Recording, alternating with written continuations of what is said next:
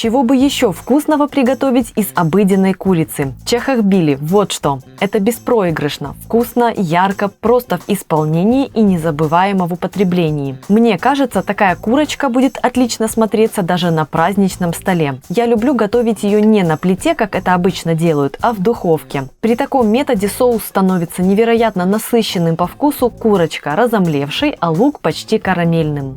Привет, друзья! Меня зовут Галина Артеменко, и сегодня готовим простое и обалденно вкусное грузинское блюдо – чахохбили из курицы. Как обычно, мой вариант будет не классическим, но будет невероятно нежно, невероятно пряно, пикантно, остро. В общем, будет очень вкусно. Если интересно, продолжайте смотреть.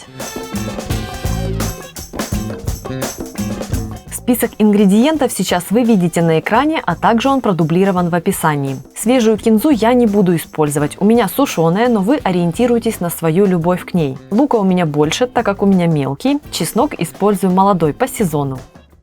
Сперва удобно провести все подготовительные работы, чтобы не метаться от нарезки к обжарке. Начинаю с разделки курицы. Думаю, тут объяснять ничего не нужно, курица регулярно появляется на наших столах, поэтому проблем с разделкой быть не должно. Я делю на 8 кусков, каждое филе на 2 части, кожу и кость не удаляю, ножки тоже делю на 2 куска по суставу, плюс крылышки с обрезанной крайней фалангой. Обрезки отправляю в морозильную камеру на бульон.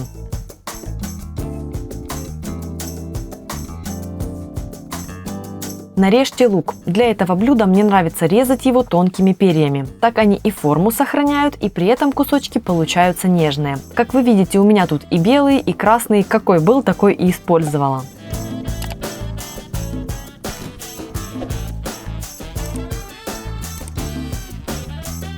Теперь очищенный чеснок отправляю в ступку и всыпаю к нему соль. Нужно растереть смесь до пастообразного состояния. Соль поможет сделать это быстрее. Если нет ступки, используйте блендер или же просто пропустите через пресс и разотрите с солью.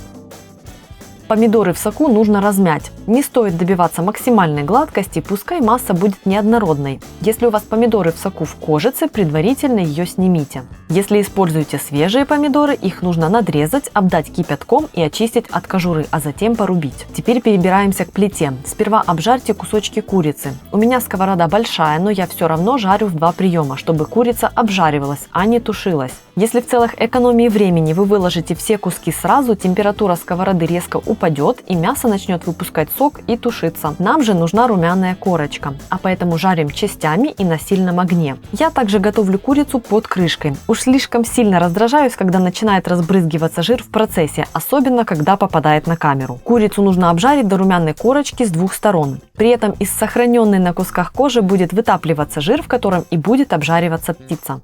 Обжаренную курицу переложите в огнеупорную форму. У меня в одну все куски не влезли, использую 2. Огонь под сковородой убавьте до небольшого и отправляйте в нее нарезанный лук. Он будет готовиться в жиру из-под курицы и при этом соберет на себе все те румяные остатки со сковороды. Готовьте лук, помешивая время от времени до мягкости. Когда начнут появляться румяные края, всыпьте специи и перемешайте. Дайте им прогреться, ароматы станут сильнее. Отправляйте в сковороду растертый чеснок, перемешайте. Влейте в сковороду вино и готовьте в течение пары минут. Вино слегка выпарится. Отправляйте в сковороду томаты, перемешайте и готовьте минут 5-7 на маленьком огне. Пускай соус тихонько побулькает. Попробуйте соус на соль и, если необходимо, добавьте ее. Соус должен быть немного пересоленным, ведь курицу мы не солили вовсе. Распределите томатный соус поверх кусочков курицы.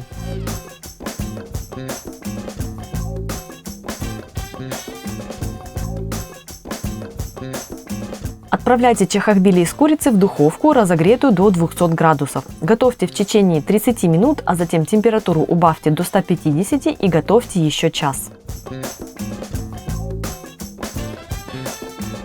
При подаче посыпьте блюдо свежей зеленью. У меня это зеленый лук, но если вы любите кинзу, смело используйте ее.